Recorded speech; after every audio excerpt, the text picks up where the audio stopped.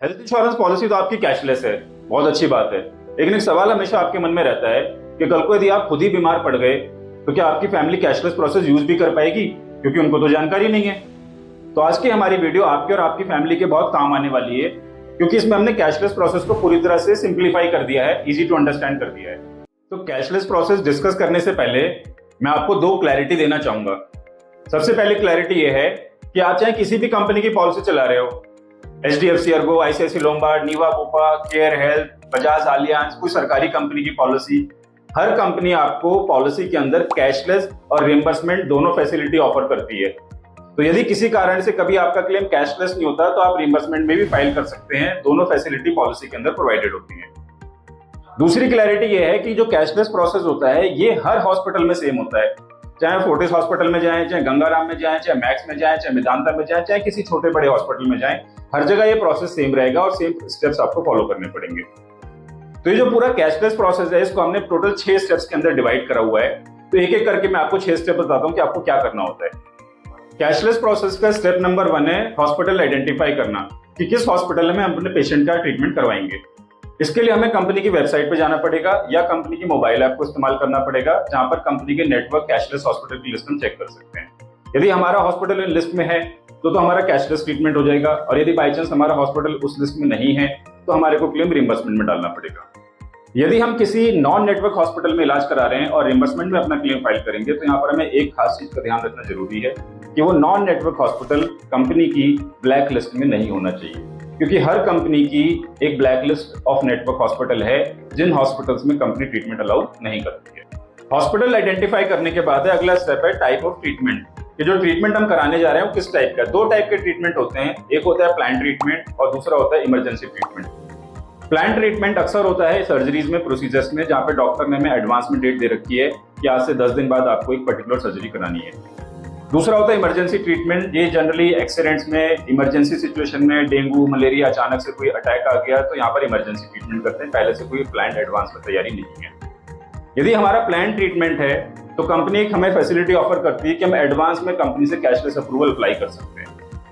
इसका फायदा क्या है कि जिस दिन हमारा एक्चुअल ट्रीटमेंट होगा, मान लीजिए ट्रीटमेंट हमारा 15 तारीख को है और हमने 10 तारीख से ही कंपनी को कैशलेस के लिए अप्रूवल के लिए अप्लाई कर दिया है, तो जब 15 तारीख को हमारा ट्रीटमेंट होगा तो हमें अप्रूवल के लिए, डॉक्यूमेंटेशन के लिए अपना टाइम लगाना नहीं पड़ेगा, वेट करना नहीं पड़ेगा, ऑलरेडी अप्रूवल इन प्लेस होगी। तो प्लान ट्रीटमेंट जो है हमेशा एडवाइजेबल रहता है। लेकिन जब इमरजेंसी ट्रीटमेंट है और हमें ऑन द स्पॉट कंपनी से कैशलेस अप्रूवल चाहिए तो वो भी कंपनी अलाउ करती है। कई बार इमरजेंसी ट्रीटमेंट में ऐसा भी होता है कि हॉस्पिटल के लोग आपसे कुछ एडवांस पेमेंट भी मांग सकते हैं, 20, 25, 30 हजार रुपए।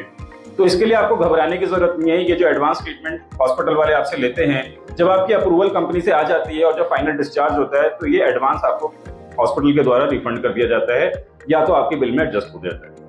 तो हम आते हैं कैशलेस प्रोसेस के स्टेप नंबर 3 पे। ये काफी इंपॉर्टेंट स्टेप है क्योंकि यहाँ पर एक्चुअल क्लेम फाइलिंग होगी, डॉक्यूमेंटेशन वर्क होगा। सबसे पहली चीज ये समझ लीजिए कि चाहे हमारा प्लान सर्जरी का ट्रीटमेंट हो, चाहे हमारा इमरजेंसी ट्रीटमेंट हो, दोनों ही केस में कैशलेस डॉक्यूमेंटेशन का प्रोसेस सेम है, जिसके लिए आपको जाना पड़ेगा हॉस्पिटल में इंश्योरेंस काउंटर पे, जिसको बोलचाल की भाषा में TPA काउंटर भी बोला जाता है। इस काउंटर पे जाके आपको अपने सारे डॉक्यूमेंटेशन देने हैं। सबसे पहले आपको जो डॉक्यूमेंटेशन देने हैं, 4 तरीके के डॉक्यूमेंट आपको देने हैं। आपको देनी अपनी पॉलिसी की कॉपी, नंबर 1। नंबर 2 आपकी KYC के प्रूफ्स, जिसमें होगा आपका Aadhaar card, PAN card. Number 3 photograph, 1 passport size photograph is required and number 4 cancel cheque. ये सारी चीजें आपको देनी है प्रपोजर की, ये ध्यान रखें। पेशेंट की नहीं देनी है। यदि पेशेंट और प्रपोजर सेम है तो ऑब्वियसली डजंट मैटर, बट यदि प्रपोजर जो है आपकी पॉलिसी में, मान लीजिए हस्बैंड प्रपोजर है तो हस्बैंड के सारे डॉक्यूमेंटेशन आपको देने पड़ेंगे। इसके बाद आपको करना पड़ेगा प्री ऑथराइजेशन फॉर्म, जिसको शॉर्ट में प्री ऑथ फॉर्म भी बोलते हैं। एक बहुत इंपॉर्टेंट डॉक्यूमेंट है। इसमें आपके क्लेम की सारी डिटेल्स रहेंगी, स्टार्टिंग विद आपकी डिटेल्स, फॉर एग्जांपल नाम, date of birth, address, mobile number. इसके बाद जो ट्रीटमेंट हो रहा है उस ट्रीटमेंट की डिटेल, कब से कब तक एडमिट रहेगा पेशेंट, कितना एक्सपेंस आने की उम्मीद है, वो सारा एस्टिमेट होगा। और इसके बाद इसमें होगा पास्ट मेडिकल हिस्ट्री। यदि आपके पेशेंट की कोई पास्ट मेडिकल हिस्ट्री है तो उसकी भी डिटेल आपको देनी पड़ेगी। ये फॉर्म इसलिए इंपॉर्टेंट है क्योंकि ये फॉर्म हॉस्पिटल से इंश्योरेंस कंपनी के पास जाता है और पास्ट मेडिकल हिस्ट्री के बेसिस पे आपका क्लेम कभी कभी रिजेक्ट भी हो सकता है। तो ध्यान रखें कि प्री ऑथराइजेशन का फॉर्म वही व्यक्ति भरे जिसको आपकी पॉलिसी की सारी जानकारी है और जो आपकी फैमिली की सारी मेडिकल हिस्ट्री को जानता है, ताकि कंपनी को सेम इन्फॉर्मेशन मिले जो आपकी पॉलिसी में है, वही इन्फॉर्मेशन उनको प्री ऑथ फॉर्म से भी मिले। यदि उसमें कोई भी मिसमैच होगा तो आपका क्लेम फंस सकता है या रिजेक्ट भी हो सकता है। अब हम आते हैं कैशलेस प्रोसेस के स्टेप नंबर 4 पर। यहाँ पर आपको मिलेगी इनिशियल अप्रूवल। तो जब आपका प्री ऑथ फॉर्म, सारे डॉक्यूमेंटेशन, सब कुछ टीपीए ने फाइल कर दिया इंश्योरेंस काउंटर से, इंश्योरेंस कंपनी के पास चला गया हॉस्पिटल से, तो उसके बाद आपको मिलेगा इनिशियल अप्रूवल। ये इनिशियल अप्रूवल एक पार्शियल अमाउंट होगा। फॉर एग्जांपल यदि आपके हॉस्पिटल ने 1 लाख रुपए का क्लेम रिक्वेस्ट डाला है तो आपको शायद इनिशियल अप्रूवल 30 या 25,000 रुपए का मिलेगा, which is like an advance. और व्हाट इट मींस इज कि इंश्योरेंस कंपनी ने आपका क्लेम एक्सेप्ट कर लिया है और आपके हॉस्पिटल को एक एडवांस पेमेंट की अप्रूवल उन्होंने भेज दी है। तो यहाँ पर घबराने की जरूरत नहीं है कि आपने तो 1 लाख की अप्रूवल डाली थी, कंपनी से सिर्फ 30,000 रुपए का अप्रूवल आया है। तो यहाँ पर क्योंकि ये एज एन एडवांस अप्रूवल है, एज अ पार्शियल अप्रूवल। तो अब मैं आता हूँ कैशलेस प्रोसेस के स्टेप नंबर 5 पर, जिसको मैं कहता हूँ क्वेरी स्टेप। इसका मतलब यह है कि आपका क्लेम अप्रूव नहीं हुआ है, रादर इंश्योरेंस कंपनी ने हॉस्पिटल को कोई क्वेरी अप्लाई कर दी है, वो डॉक्यूमेंट की डिमांड उन्होंने कर ली है।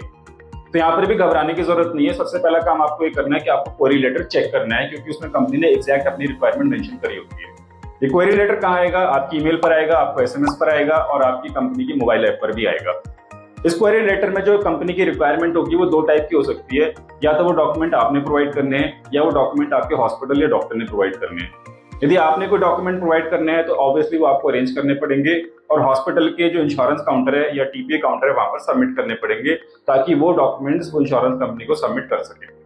और यदि वो डॉक्यूमेंट हॉस्पिटल या डॉक्टर की तरफ से प्रोवाइड होने हैं तो आपको अपने डॉक्टर को इंटीमेट करना पड़ेगा, उनको एक बार रिमाइंड करना पड़ेगा, ताकि वो डॉक्यूमेंट अरेंज करके टीपीए काउंटर इंश्योरेंस कंपनी को सेंड कर सके, ताकि आपका क्लेम फर्दर अप्रूवल प्रोसेस में जा सके।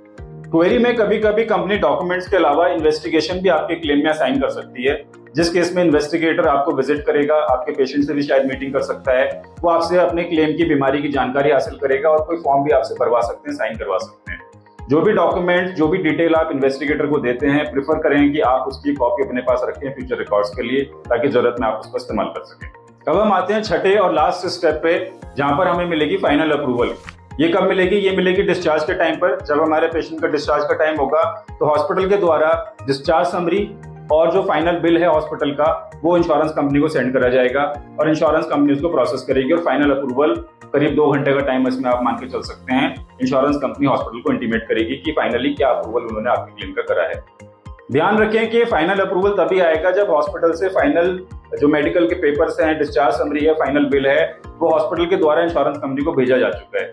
कई बार ऐसा भी होता है कि डॉक्टर ने तो डिस्चार्ज समरी साइन कर दी है, लेकिन टीपीए काउंटर ने अभी फाइनल डिस्चार्ज समरी के पेपर्स और मेडिकल बिल्स इंश्योरेंस कंपनी को नहीं भेजे हैं। तो जब तक इंश्योरेंस कंपनी के पास वो डॉक्यूमेंट्स की फाइल नहीं जाएगी तब तक उनका प्रोसेसिंग स्टार्ट नहीं होगा।